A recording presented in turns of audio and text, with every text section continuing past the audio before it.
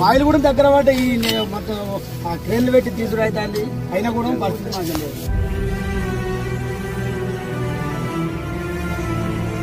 Current సంగతి current sir transformer నుంచి బయటికి 360 అట్లా వస్తుంది. 400 ఎబో వస్తేనే మనకు మోటార్లు కాలకుండా ఉంటాయి. లో వోల్టేజ్. మీ తరపున ప్రభుత్వంతో మాట్లాడుతాం. ఎస్ఆర్ఎస్పీ నుంచి నీళ్లు విడుదల చేయాలి, కనీసం ఎండుతున్న పంటలు కాపాడాలి. మేము మా తరపున మేము ప్రయత్నం చేస్తాం.